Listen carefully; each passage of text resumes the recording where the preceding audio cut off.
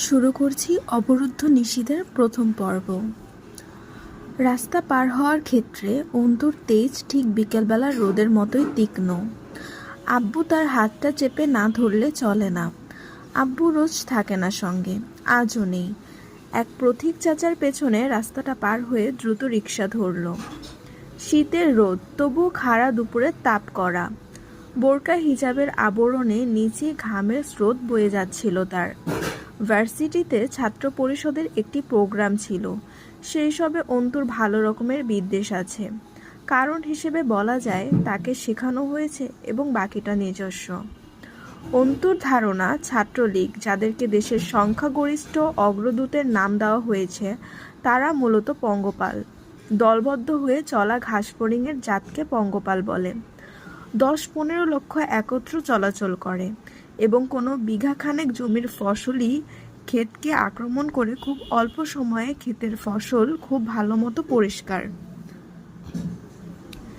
এক শ্রেণীর লোক অবশ্য এই ক্ষেত পরিষ্কারকে বরবাদ করাও বলবে। তাদের কথা কানে নেওয়া উচিত না। ক্ষেতের ফসল উদ্ভিদের জন্য ভারী। উদ্ভিদকে স্বস্তি দিতেই হয়তো পঙ্গপাল সব ফসল ভক্ষণ করে পরিবেশের ভারসাম্য রক্ষা করে থাকে। অন্তুর ধারণা বাংলাদেশের ছাত্রলীগ নামক পঙ্গপাল দেশটা অর্থাৎ বাংলার আবাদি ক্ষেতের জন্য তেমনি একদল পঙ্গপালের সমান। আম্মার কল এসেছে কয়েকবার। তার ভাষায় খুব জরুরি কাজ। অন্তু জানে কোনো জরুরি কাজ কিছু না, কিন্তু ছাত্রনেতাদের মুখ পেটানো মহাবাণী থেকে মুক্তির একটি ছুতো দেওয়া সে মায়ের প্রতি অল্প কৃতজ্ঞ। দুপুরের ঝাঁঝালো রোদে ক্লাস শেষে বাড়ি ফিরে সে অবশ্যই একটু জরুরি কাজ পেল। তাকে দেখতে আসা হয়েছে। প্রায়ই হয় এমন আজকাল। তাতে তার মেজাজ খারাপ হলে কারো কিছু করার নেই, এটা নিয়ম। মেয়ে যুবতী হলে দেখতে আসা হবে, কিন্তু সমস্যা অন্তুর অন্য কোথাও।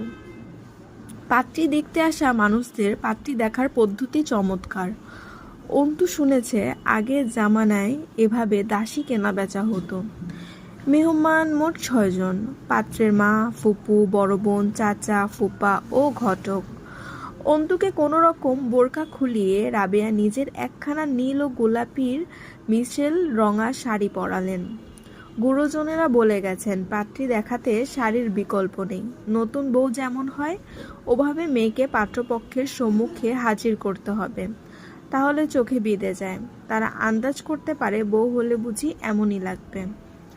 অন্তুর কথা মতো পুরুষ দুজন বারান্দায় অবস্থান নিল, কিন্তু জানালা দিয়ে উকিঝুঁকি দেওয়া চলমান।